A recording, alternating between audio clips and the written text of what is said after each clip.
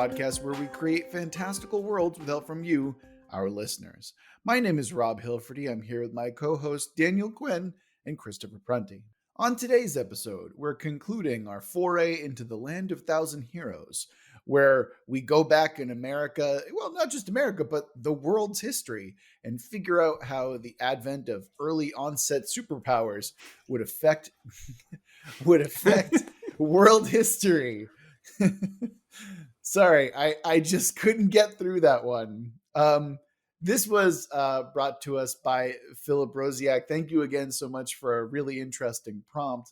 And remember that if you want us to build your world, you can always email us at worldbuildwithus@gmail.com. And we will build your setting based on your prompts right here live on the show. That's how we do this. But before we get into today's episode, we're actually going to have to reconcile the twist. And I feel like this twist doesn't really do well for reconciliation so much as it is the flavoring that we're going to get throughout the episode. Because what we're going to be looking at, or what the twist was, is now make everything an anime, which I think is going to lend to some really interesting setting choices and setting changes. So I feel like rather than like unless anyone has something like demonstrable they want to change to the setting, I feel like just jumping into our time periods and kind of messing around with it is probably the best way to go. Yeah, that makes sense. All right, cool. So remember that whenever we're going to be talking about conflicts and time periods, and we have to then turn up the anime notch just a little bit. So who wants to go first with their time period they want to explore? The time period that I wanted to focus on or have my anime based in was going to be the Bronze period or early Rome. Oh, fun. Yeah. Yeah. You got some weird Rome and stuff like that. That's cool. Yeah. I thought it would be good that like the founding families of Rome and what that would become if they were all kind of the heroes. Oh, so it's kind of like a literally blessed by the Roman gods type thing. That's how Correct. they think of themselves. And then what that would edit is instead of it becoming more worship of the gods, then becomes worship of these families. So instead of they have a more of a god emperor kind of thing going on. Mm-hmm. And really the entire idea of that to turn it more anime was whenever I think of anime, I for some reason think of Sailor Moon, and that made me think of Sailor Mercury and Mars, and from there, Rome. Oh my god. I actually really love that. Like, that's so dumb and amazing. It's great. Does that mean that those empires end up not falling? So I actually thought that they might fall quicker due to infighting. Oh, okay. Like these houses of renown and prominence would probably bicker more and then just have a superhero brawl. My question is, what does their transformation sequence look like? Oh god. I want to say, do you remember a show where it had like the Zodiac warriors? Oh, yeah, I know exactly what you're talking about. Not the Ronin, but Saint Seiya. Yes, there we go. Got it. I think it was similar to where like their armor would glow and then form onto them. Mm-hmm. Something like that I see as their only, think Legionnaire armor, which I think was actually similar to what they were wearing anyway. But I gotcha. So when you say that Rome falls earlier due to infighting, does that mean that there's no Byzantine Empire, or does it split off earlier? Like, how are we going to be going about the historical, because Rome fell for like hundreds and hundreds of years. So like, how are we kind of thinking about that? So I see it as both falling, but also imagine if there was just a purge of when one family is then the only one left. Mm-hmm. And I see it, this Rome taking the place of kind of like the sick man of Europe of the Ottomans of lasting that long now. Mm-hmm. Mm-hmm. when we talk about families, though, remember that uh, other. So, what has to happen within Rome that not only do the families fall, but also no one is able to be brought up through the ranks due to military service and political service. Like how do I reconcile that? Yeah, how do we do that? Like, is it just a matter of this is an ultra authoritarian kind of like downfall, or what are we thinking about in that regard? Uh, while people can rise up in the ranks of the military and everything, if you don't have the proper breeding or if you're not quote unquote special, you can never attain a higher rank. So this is a full rethinking of how the Roman army would have worked. Correct. I see it as like starting out as the basis, but people who would kind of come to prominence and more important would be the ones with superpowers, and then that would slowly change anything that was going to happen. Okay, and so this is basically early onset. Again, I keep using that. God damn it. No, but this is like an early version of divine right, essentially, or like Correct. I kings think used to do. monarchies or Yeah. kind of that kind of thing would come about a lot faster than originally. Okay, so we have a more divine angle with this. All right, interesting. So now, again, because I'm a history nerd, I have to keep asking these historically based questions. So Christianity essentially galvanized during the Byzantine Empire when Justinian saw the comet streak across the sky. So does this mean that we do not have any sort of Christianity, or is there some other historical event that suggests its rise? I just keep on thinking of that anime Exposed now because I want to say, was Jesus a superhero? Well, I Well, mean, yeah, JoJo 'cause has demonstrably answered that as a yes. So, the other factor is that this is a period where we have 90% superheroes, right? correct. That's Yes. true. That's true. Yeah. So, I imagine among the Christians, they have their own superheroes, as well as the barbarians at the gates as well.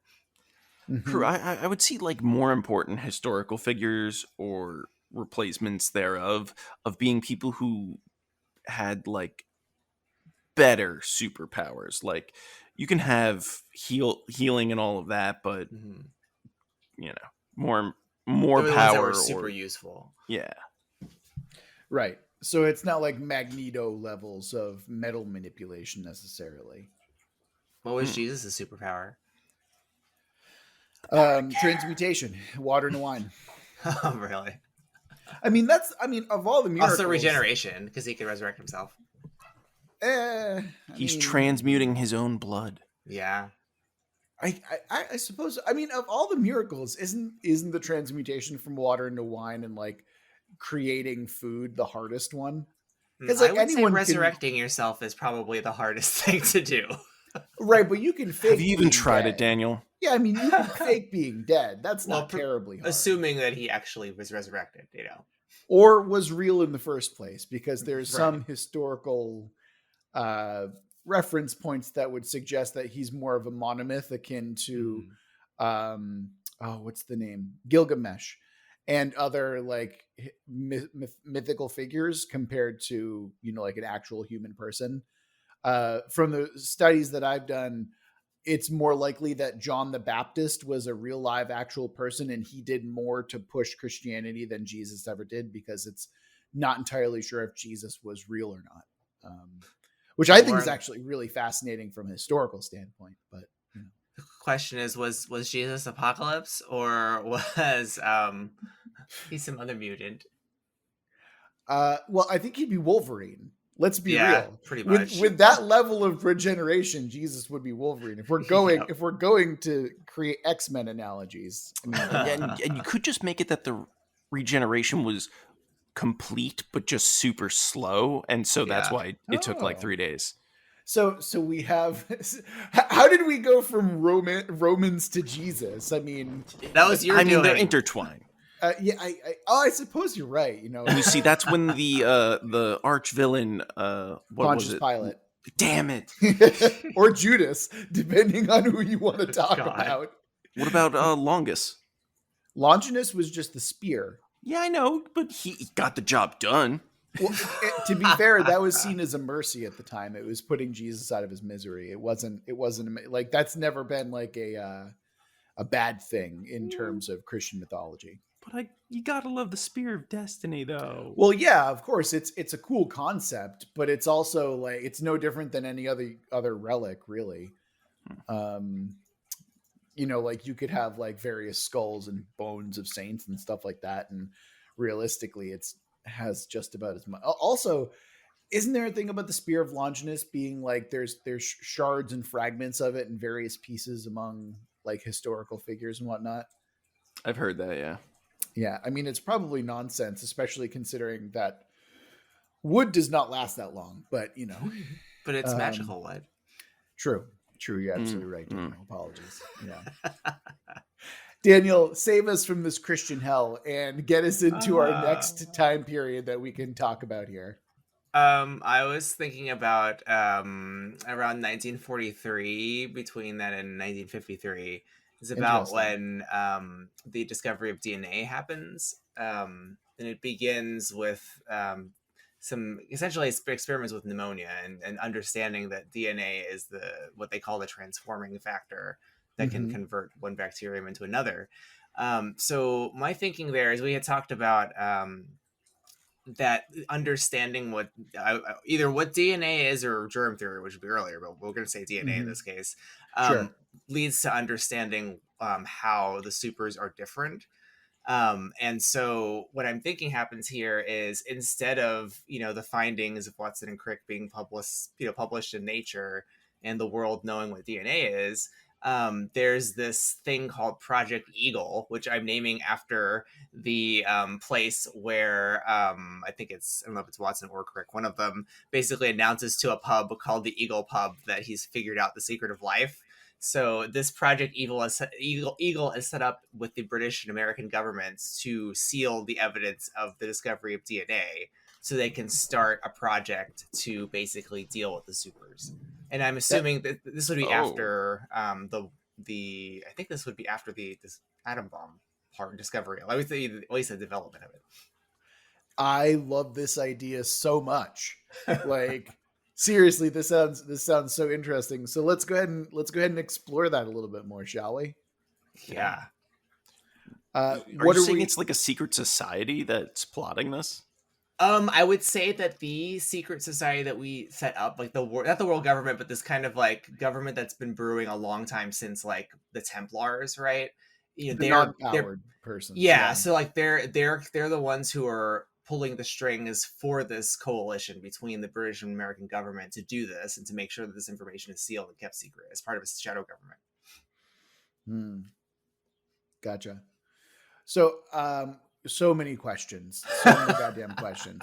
All right. So my guess, right, is that for some reason in my head, when I think of this, is the government comes into this pub and basically hard seals it off, and everyone who's in that during the like annunciation is like, you're either going to die or you're going to work for the government from here on out. We will find you a job. And they like round up all the scientists involved, because there's like a string of scientists involved that terminate in, Watson and Crick kind of putting it all together, but and as well as individual people who are doing the actual research. Like there's a woman who took the photograph of the actual DNA. Like all of them would get rounded up. Oh, absolutely. All right, so let's go ahead and talk about this more. Are the scientists themselves powered in any way? Because this is still 90-10 world, I'm assuming, right? I guess some of them probably, yeah. Okay. If not most of them, right? Because it'd be 90%. Yeah. Although is it before? Because we decided that like an atom bomb was the beginning of it, but I guess it would still be time, right? To do it. Yeah. Yeah. Not necessarily an atom bomb, but like a super equivalent of an atom bomb. The super equivalent of the atom bomb. Correct. Yeah. Well, remember that 1945 is when the first atomic bombs are dropped. Yeah. So that's what I'm guessing it's then. Yeah. Yeah. That sounds like fairly close. But remember that our atomic bomb analogy can be person. but right, and before that. So keep Yeah, that yeah. in mind as well. Yeah. I guess my major question is, how do we make this more anime, Daniel? My thought was, as you guys were talking, is probably this is one of those like ultra dramatic, Ghost in the Shell kind of quality. Everyone is looking at a pool of water and monologuing for 27 minutes about the nature of the cosmos kind of anime section. Or secret agents. Or maybe some kind of Neon Genesis Evangelion. Yes. like, even better. Yeah. Oh my god. Yeah. What's the equivalent of getting the goddamn robot, Shinji? Like, what's the equivalent there? Well, okay, that I could solve the in my goddamn conflict. DNA. I can solve it in my conflict because it's related, but I'll hold on to that. No, go ahead. Roll into it now. We can go back to mine. I want to continue on this line as long as we've got it. Well, because since you say Evangelion, like that makes me think, okay, this is perfect for this. I was thinking, well, now we can have supervillains generated from this, because if they're putting the lid on the discovery of DNA, and a lot of medical technology discoveries come from that, right? Like including crime analysis and stuff like that. And even like a lot of our food supply, like genetically modified food, it wouldn't be publicly known. It'd be controlled by the government, essentially. You could have a shadow war of supervillains who are genetically created, basically, because now they understand how the DNA works. When you say super villains, are they actually villains, or are they just like like government agents? Government agents, basically. Yeah.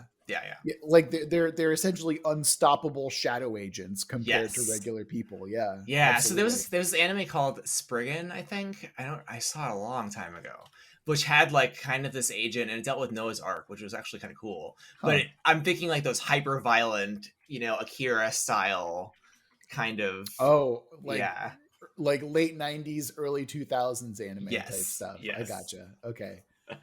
I see. For some reason, I was actually thinking of also spoilers for Falcon and the Winter Soldier, by the way. If you don't want to hear that, skip ahead about 45 seconds. But I was thinking kind of a US agent situation where it's like they took something that was a genuine symbol and then, like commodified it and then turned it into the new iteration of Captain America, which is then the U.S. agent. Daniel, I know you have no idea what I'm talking about, but I know Chris does. I know Captain America, but I don't know the specifics of it. So you remember when Captain America got a gun? Yeah, exactly. He got a gun? So, okay, in the show, skip ahead, people. I'm sorry. We're going to talk a little bit deeper spoilers than expected. But in the show, they give Captain America's shield back after he retires during the movie. And of course, because it's the United States government, they immediately were just like, we're just going to make a new Captain America because of course we are. That's what we do. And they give it to this other guy who is like he's a little bit more mentally unstable. And he basically murders someone with Captain America's shield. Oh boy. Yeah. And it's a bad look because that's just how it is. And so things escalate from there.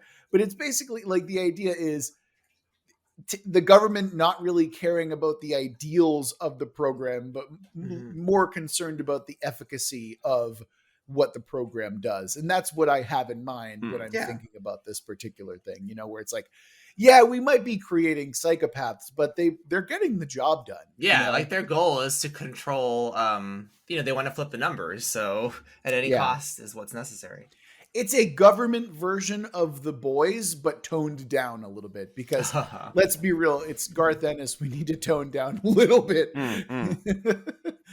But yeah, that's the kind of general concept that I had in mind. But I like that a lot, Daniel. That's kind of interesting. That the idea that there's now like shadow agents in the government, and they're like, oh, these are superpowered. They should not be given power and training. My God. Yeah, and they've also got to be able to deal with so many superheroes. So these ones they manufacture have to be really powerful.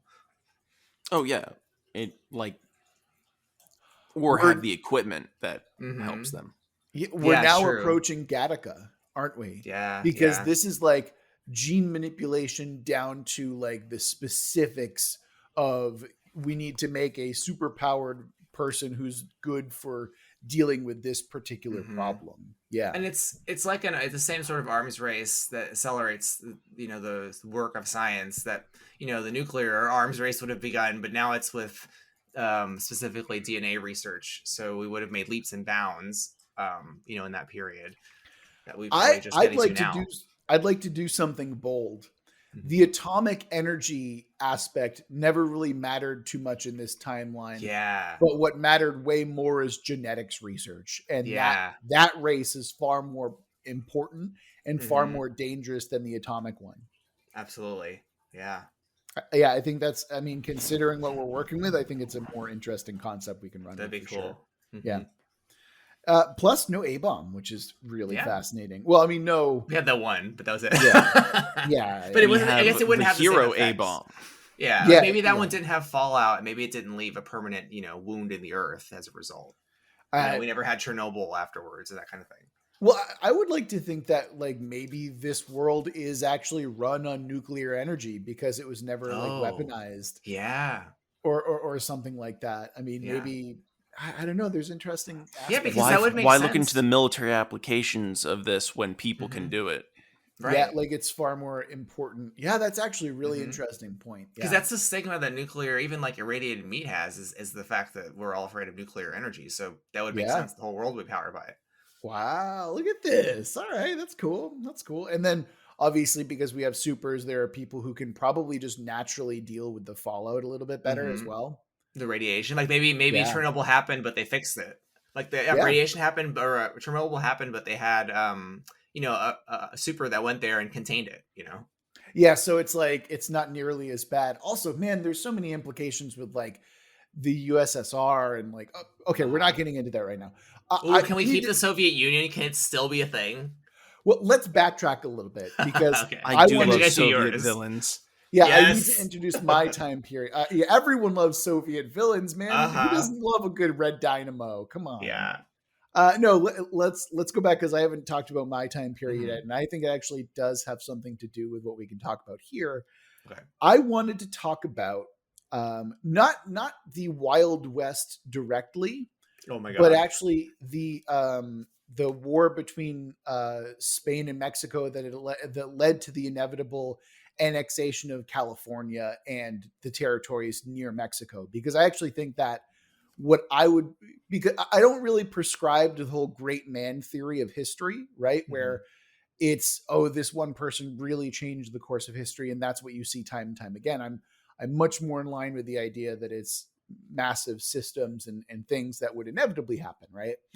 But I love the idea that there are California rebels out there who, due to the interference of a couple of really high-powered, super-powered folks, hold on to hold on to California and hold on to parts of New Mexico and that area a little bit longer, to the point where the American military really actually has to step in and basically come in and wipe out the rebels. And what I find really interesting about this, and what I want to have happen, is that the legacy of this is you would initially think that, okay, the timeline doesn't change, it's just a little bit bloodier, right? What I want the legacy of this to be is that now those territories that we annexed are now inherently rebellious and have this spirit of defiance in relation to the United States government. So the entire West Coast essentially is more or less their patron saint is this rebel leader who was for a brief time, the leader of California and the greater California area. I think that that'd be a really cool and it doesn't really have to change much in the long run, except for the culture of that area. And of course, there's always the, people eyeing California, with some level of distrust or something like that. I mean, why don't you ratchet it up to 10 and say they succeeded and separated themselves from the United States? Well, they did, but okay. They did, but not for very long, because when you think about what that would look like, right? they were able to secede for, I would say, at most 5 to 10 years before the U.S. military really got their shit together and came in and just absolutely crushed them. Right? What if there's 2 USs as a result? There are. You mean there in fact are. I mean, like better literally US? 2. Yeah. Well, again, because I don't think that it would necessarily work the way that we want. Because in my mind, like, I'm actually just spitballing this right away. Yeah, I'm curious. This is almost directly after the American Civil War, which again would definitely work differently than how we're thinking about it. But let's assume that we're Stonewall Jackson was the thing. He was a literal Stonewall. Yes. Yeah, exactly. Oh, wait, does that mean that Sherman was the Human Torch? Oh God. Oh, that's a dark joke right there. Anyway, well, so my thinking, right, is that if this secession happens soon after the American Civil War, then they can probably get a lot of ex-Confederates to live in this territory. But ideologically, the two groups just like, they might be using the ex-Confederates as like, they don't work together. Right? But ideologically, they don't work at all together, right? Like, that's why it's hard for me to think of like, okay, you have like Mexican nationalists working with rebels, working with ex-Confederates. Like, I can see that the group of force and the power behind it works, but not very long. Like, it just falls to infighting after a number of years because there's like backstabbing and there's like, oh, well, we want this in the nation. And then that's what happens. That leads to, oh, actually, if we want to have more of a legacy to this concept, we can have it so there is one of those groups that that backstabs the others to the American military, and you can have it so that group is like perhaps empowered compared to the others and stuff like that. So maybe like if you wanted to go like racist route, like you could go the Confederates sold out this people, or you could do something which I think would be more interesting and have one of the other sub factions within the greater California area sell them out to the government and kind of go from there. Okay. Yeah, the only reason why I suggested it is because like it would be a bizarre narrative outcome to end up with like 2 territories essentially. Yes. But obviously, like you want it to make sense. Right. And that's why I think it's interesting that it is a footnote in American history that it happened, but then inevitably the great machine that is America could not be stopped, because again, I don't think that I don't see that happening if for some reason, you know what I mean? Were you saying something, Chris? Well, I was actually just wondering how the Indian Wars and everything would play out. Well, actually, what we could do is we could have the Native American faction essentially be like, look, you give us a big chunk of our land that we can just actually, if you can have, like native peoples have a small nation within, and there's no res and there's no, like genocide of their people and their culture afterwards, then I think that might be an interesting route that you can go as well. Like the native peoples are like, yeah, fuck this. This is not what we want. We're letting in Confederates and we're letting in their, like zealous Christianity and stuff like that. Fuck it. Let's see if we can talk to the United States government, have them give us 2 states, and then we'll give them California, because obviously California is huge and important. So maybe that's the outcome, is that there is now like a Native American like country. Maybe they give half of California over to... that would be interesting. Yeah, let's do that. That sounds more interesting. Yeah, because then you have a slightly altered United States. And I wonder too, your West Coast elite liberals would no longer be the same thing. Yeah, I mean, I think there's a lot of interesting stuff that we can do with it. I think that's more... And Silicon Valley, where would that be? What's that? What would happen to Silicon Valley? It'd probably just move north to like Seattle or something like that. Oh, okay. Yeah, that's my guess. Or, Mm-hmm. I mean, are we even calling? Do we even care about silicon? Is it like genetics more important than Maybe Genetics Valley is in the Native American territory, like that. They actually have a substantial political cachet now because of that. Yeah, sure, we can go with that. That's interesting. But that comes later, I would imagine. Yeah, Right? yeah, obviously, Yeah. like as a result of all of like ripple effects. Yeah. Mm-hmm. Okay.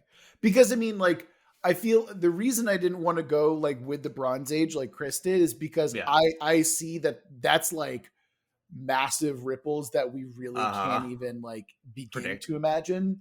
Because I'm thinking again, like, oh, this changes like a million different aspects that Rome falls earlier than it actually does.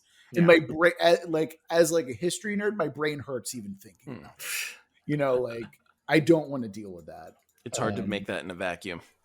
It is. It absolutely is. Like, I like the idea that Carthage is still around, and as a result, there's like Africa. It doesn't necessarily get land grabbed as much. Like, that's one thing that I think would be really interesting to think about, and because the ideals and the what we know of Carthage, like Rome is far more warlike and honors and venerates war far more than Carthage ever did. Like, Carthage never had a standing army. Carthage was like, hey, we're going to pay mercenaries while we fuck off and do philosophy and like economics and stuff like that. But Rome was like, hey, do you want to be politically important? Guess what? You got to go fight in our fucking army. Like, I think that if Carthage was allowed to survive, I think that it'd be I mean, it might have just fallen like another 50 years later. It might have been like another non-footnote, but the idea that Carthage still being around because it was as powerful as Rome at a certain point is really interesting to explore. What if there's no Great Britain as a result? Oh, there's no British Empire? Yeah, none at all. Yeah, and maybe like some other empire did it. A lot of the technological advances that gave people advantages over others would be a little less important when you have someone who's invulnerable to bullets. Right. It's and not only that, but warfare demonstrably changes as well, because it's like, okay, we now have to like group similar fighting styles into certain squads. It's like, okay, we've got a literal shield wall of people who are just invulnerable to like missiles, right? Oh, let me see. You're an emitter type. Okay, please go to column A. Yeah, you've got like mini speed, like, because we don't have flash level speedsters, but we have like what could essentially be cavalry, but just regular people, with speedsters and stuff like that. And then you have literal artillery that are in the form of people. I mean, we could probably spend another 20 to 30 minutes just talking about the historical implications of. Well, that's what I wanted to ask you, because this is your bread and butter, right? Like, I want to know, just like you're spitballing, right? Just totally off the top of your head. Oh God. If we wanted to do something dramatic, like, so let's say a ripple effect of what Chris has introduced, that the Roman Empire fell earlier. And let's say the ripple effect of that is that the British Empire isn't the one that does all the colonizing. It's some other empire. What would you pick for that? Like, what would you square for that? Well, like I said, I mean, if Rome falls earlier, then Justinian and Byzantine doesn't unite the Christians and Christianity does not take hold, which is the hugest ripple effect of all. Because if you think about it, there's no burning times, there's no crusades, there's no, I mean, there's a ton of. Who's the colonizer? Who's the main colonizer? Yeah, or do we not have one? Like, do we not have? I would imagine that it's actually, our world is, the world that we're thinking of is now less monotheistic as a result. I would imagine that there are far more religions out there, especially considering that there's now powers involved. Like, I would imagine that if you're thinking about this world, you're not even thinking about the Abrahamic religions. You might think something more like Zoroastrianism or like Hinduism, because that allows for a more multitudinous like look into deities and stuff like that.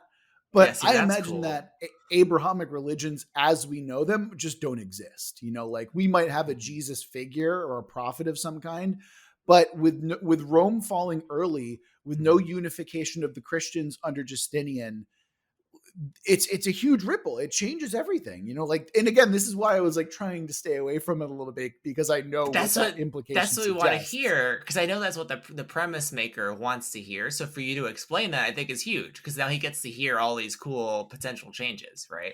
Yeah, I know, right? but That's it's what like, he wants. I'm not you're enough good at of, this. but the thing is, I'm not enough of a historian to know like all of the implications, because But you know more than us, you know.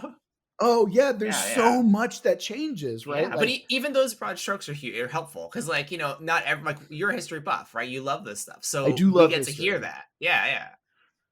We get to hear that. We don't know, so you get to explain to us, that those of us who are not history buffs, here's some cool things that could happen. So just knowing that the Christian religion wouldn't be nearly the thing it is huge. You know? If Christianity wasn't big, then why did the Puritans go to America? Oh, there you go.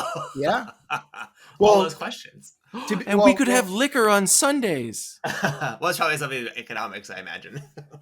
And not to mention that it was, remember that those routes were established as a commercial thing before the Puritans. So like the Leif Erikson comes over first, discovers America, again in big ass fucking air quotes, because how do you discover something that's already populated? So you have that aspect, and then you have Columbus coming, and then you have the Pilgrims, and then it's like, it'd be under a different excuse, right? It wouldn't be under a religious excuse. It'd be a different excuse. Perhaps.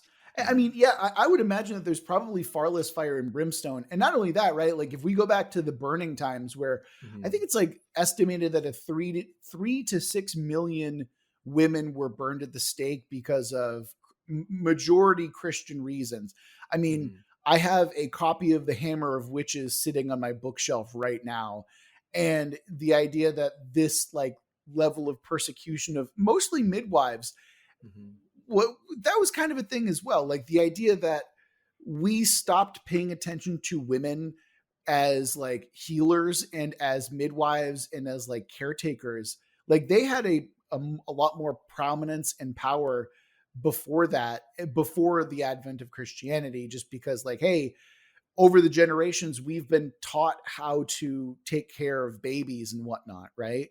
And so like when male doctors come in, they're like, yes, it's obviously the humors are wrong. And so babies start to die more often. Like, again, this is an advent directly of Christianity, which is something that is like utterly fascinating. And the ripples, I can't handle all the ripples, Daniel. There's too many ripples, man. We're going to break him. It's going to break.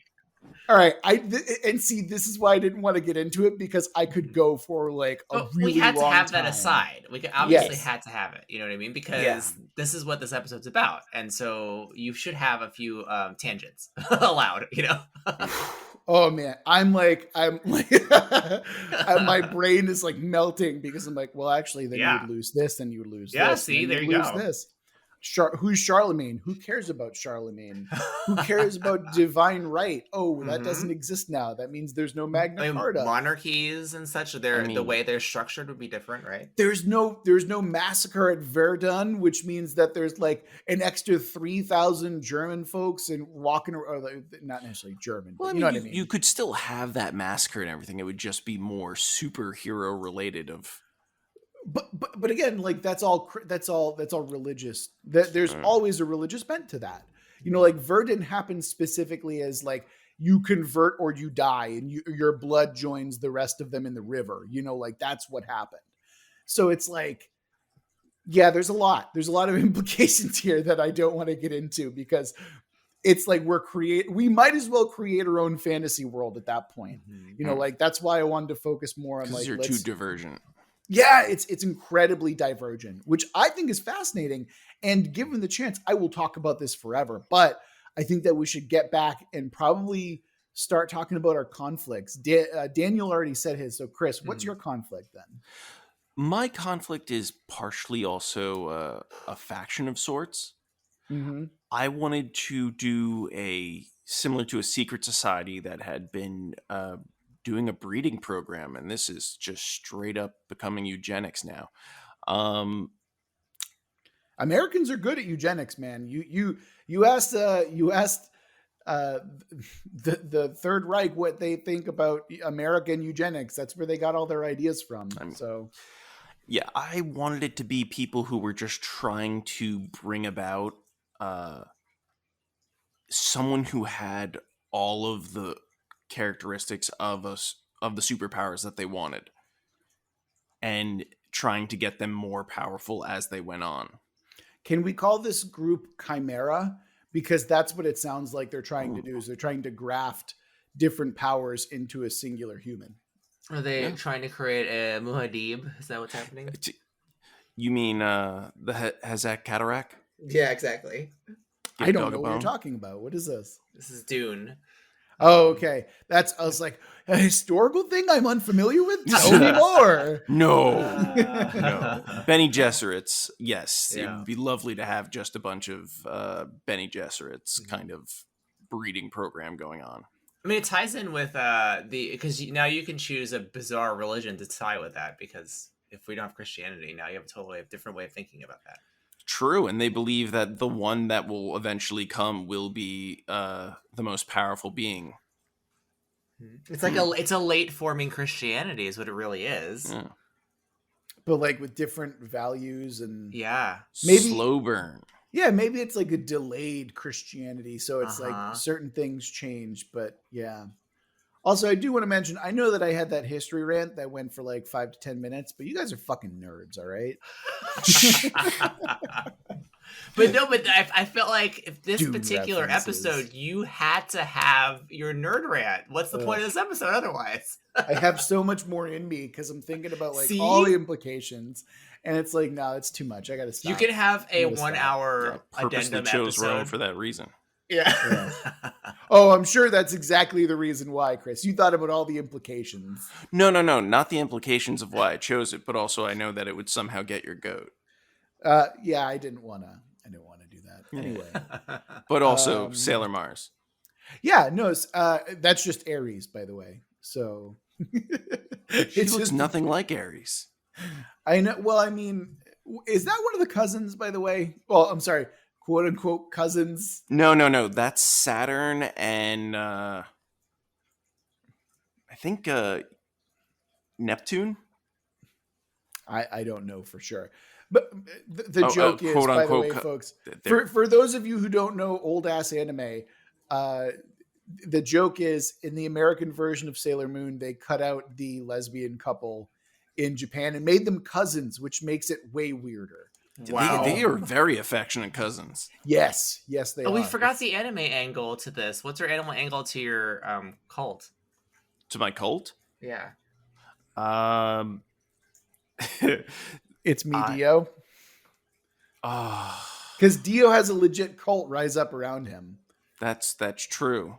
That's true. And he, yes.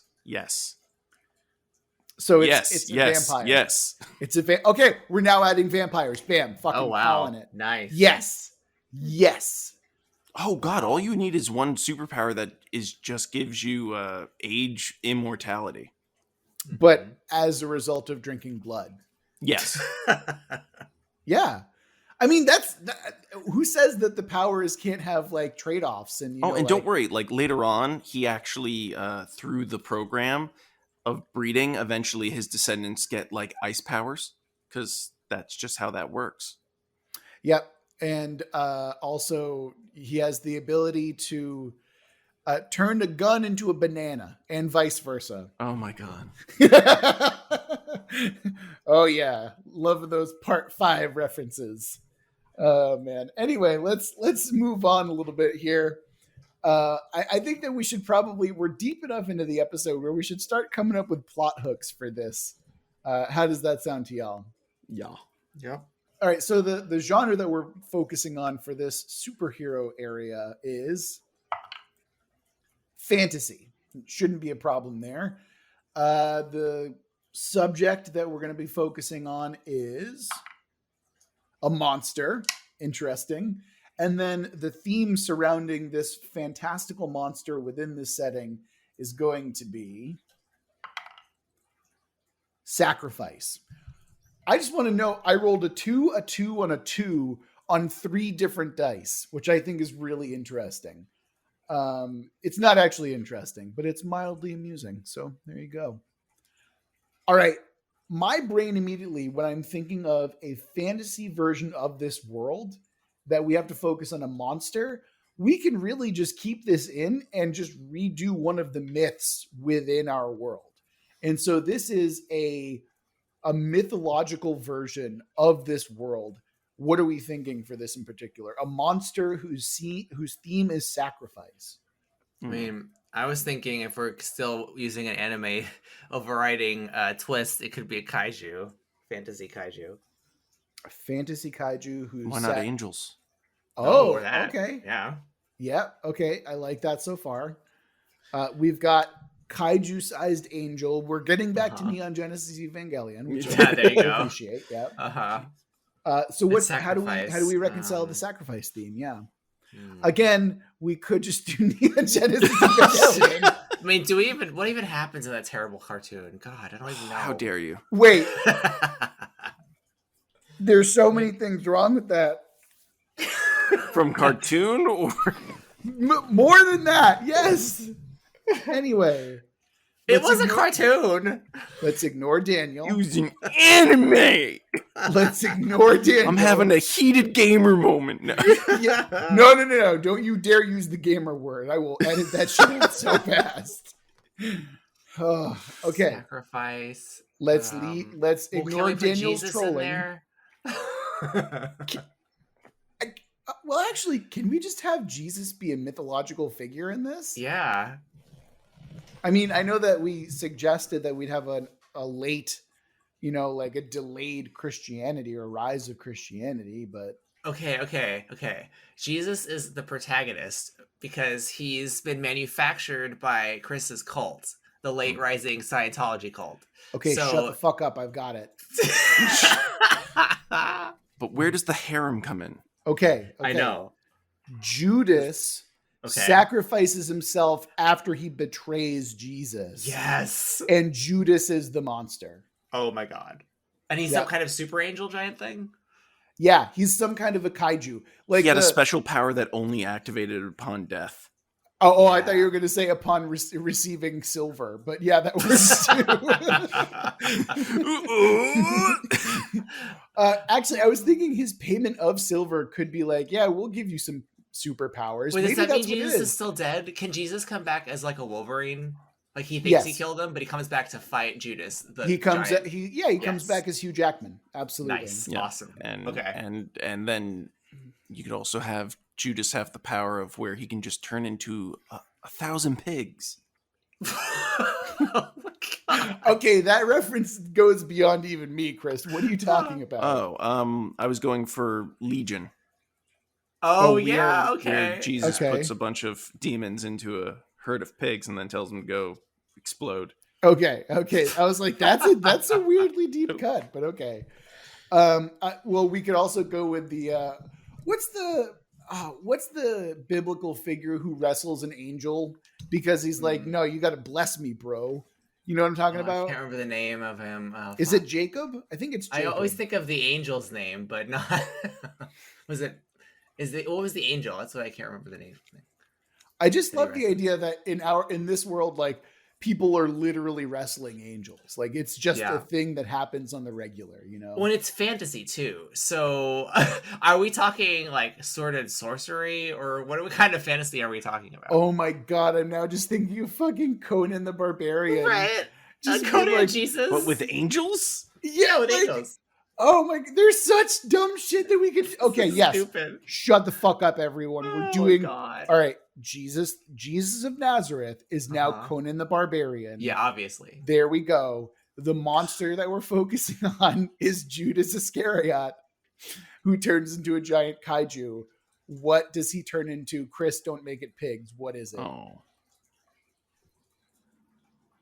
Judas, what does he turn into? He turns into, what's the opposite of Conan? A wizard of some kind. Yes. A magical giant wizard monster. Oh, we can have him be a giant, like a coatl, like a giant snake with wings and stuff like that, because Conan's always fighting the snake. Yeah, the snake god, whose name I can't remember. I think it's like Sothanon or something like that. something. We could even twist. Okay, so like we're going with this what do you call it, Judeo-Christian angle with Jesus. It could be a Native American flavored version of this, since you said coatl. You know, like you could have that's South American. Coatls are South or sorry, American. or like you know, like a native kind of, you know what I mean, like not a Judeo-Christian version of this. Guys, what happens to wanted to- Montezuma? What happens to Montezuma if stuff there's like no that. Christians? God damn Yeah, it. I'm he's going still back to there. the rant again. I could want to still know be what there. happens to Montezuma. Does he Because I was- consolidate power? When I know was that he had a thinking lot of the political California you enemies. made, like you had this nation state of Native Americans, so you know what's adjacent to them. So it's like Sons of Montezuma, basically. Like that's Yeah. the nation. Oh, Uh-huh. God damn it, Daniel! Reeling me back. Okay, sorry. Okay, let's move on. All right. So we've got Jesus the barbarian versus Judas the snake god. Uh-huh. Okay. I mean, let's think about sacrifice then, because again, we have this theme. What is in fact the sacrifice that we've got to figure out here? Jesus has to sacrifice himself as he does in everything else. That's For true. our Actually. sins. That's actually quite easy to do, isn't it? Yeah. Unless we're So- talking about the Native American / South American / Latin American, whatever we want to do. Let's just stick with the pseudo Judeo-Christian stuff. I think that'd be easier at this point. Yeah. All right. So yeah, I will accept that. Jesus the barbarian sacrifices himself to the snake god Judas in order to save humanity. I'm okay. The snake god Judas. Yes, I'm okay. This is with terrible. All of this is horrible. I'm aware, Daniel, but we're moving on to the next fucking plot hook because this is fucking ridiculous and I love it, actually. All right, the genre that we're focusing on for the second plot hook is going to be science fiction. And Double the feature. subject is going to be an historical figure within science fiction. And the theme surrounds triumph and hope. Interesting. Lord. Triumph and hope.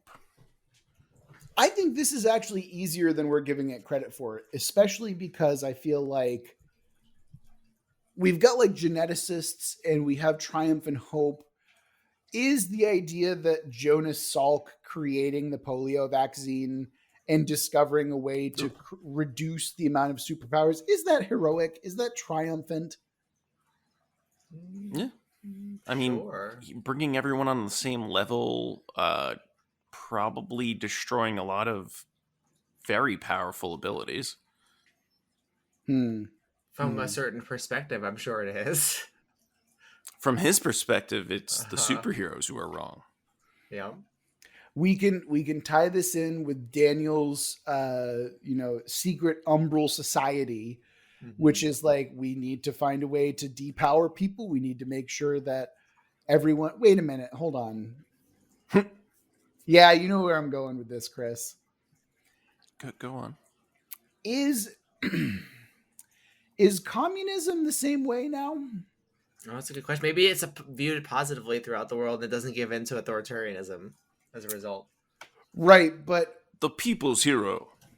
right. Like on a political aspect, yes, but I imagine that there's some cultural muddiness that happens where it's a matter of everyone removes their superpowers because everyone should be treated the same. Or am I going a little bit too far? Well, maybe, okay, if it's science fiction, you could say you get to a third stage communist state, like the actual utopian achievement of communism. Ooh. Like the Soviet Union doesn't end up being this authoritarian disaster. It's actually ends up being a good thing. You know, Daniel, I like that so much. I'm going to stick with that. Absolutely. It reminds me now of Superman Red Sun. Yeah. Oh, I know that. Yeah, less authoritarianism. I like that. Okay. I like Just the a little idea less. that there's less authoritarianism in the world. Yeah. I mean, maybe the United States really is the authoritarian one in this reality because, on the one hand, what do you mean in this reality? I mean, overtly. So, like, maybe, like, because in this one, there's no purges. I get it. They start with a stance to really secretly take over the world, like through DNA research. But maybe, like, our enemy in the real world ends up being the hero of this one. Yeah. Let's talk about that then. Like, because we view the Soviet Union and the Red Menace as like the great enemy, at least for a certain period, especially at that particular period in time when we're talking about. Mm-hmm. Then we make a specter out of communism, which, granted, there was probably somewhat legitimate reason at the time, but I mean, not in perpetuity and not as a philosophy. I think the idea that let's go back and think about California a little bit more. Mm-hmm. I like the idea that California and their radicalized kind of like revolutionary talk is very much inspired by this utopian communist area, that we've kind of created here. Mm-hmm. So maybe we flip the script. Maybe, fuck it. Let's make America villains. I think that'd be kind of fun and interesting to do, right? Because they're the ones with the secret program, right? Yeah, so they've got this secret program, and what's happening is they have the great political purges of California because of this kind of latent revolutionary spirit brought on by the the uprising that I talked about in my time period. Yeah.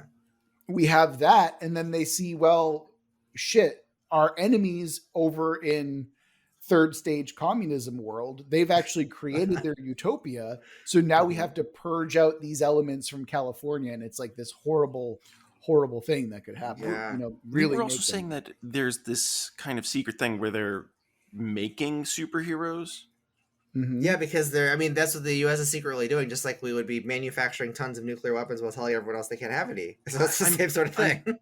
I'm just picturing like superheroes that are very powerful, but with a very short half-life, so they burn out quickly, and just setting them over there and not letting them know about like the long-term or after effects. Mm-hmm.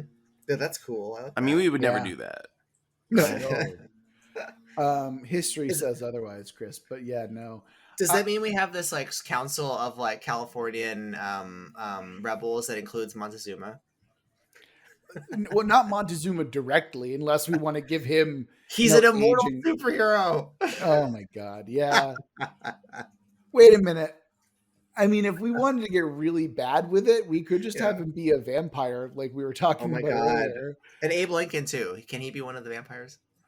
No, he'll be a revenant, just like in the Weird West setting. So he'll have been shot, but he'll have come back because he had too much work to do left for the country. Yeah, I love that. It can be a comic called like Final Presidents. But it's spelled precedence instead of presidents. Oh my god! I get it, Daniel. Well, okay, let's talk about a little bit more about our third stage communist. Like, this is the good version. This is what like ideally would have happened. I like the idea that there's still an arms race in terms of the superhero game. It's just a matter of maybe instead of like genetically manufactured ones, like the communist one is like they just pick the best options and don't depower them. Yeah, so it's like a little. It's the only place that has refused to change their ratios. Yes and no, because it's a matter of. They pick the best one and then they depower the rest, like as kind of. I see. Like a thing of solidarity, Okay. Oh, because it was all administered through that vaccine, so maybe they have a different way of administering it. Chris, did we just create all for one versus one for all? Yes, we sure did, didn't we? All right. No, that is. Don't worry about it, Daniel. You don't watch cartoons, so it's fine. Yes. The only cartoon I watched was Invincible lately. That was because people kept telling me to watch it. Yeah, Invincible's good. We talked about it last episode, remember? Yeah. Daniel. Yeah. That's it. All right. I feel like we're good for the time being. This has been a really, really fun and interesting episode for sure.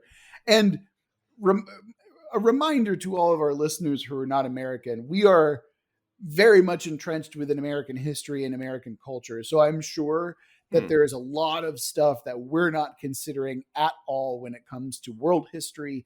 And if you want to tell us why we're wrong or how we're wrong, you can go ahead and send us an email over at worldbuildwithus@gmail.com. Talk to us about it. That's not a problem. Alternatively, you can tweet us over at Let's World Build, or if you want to come and yell at us in our Discord, you can find a link for that in the description.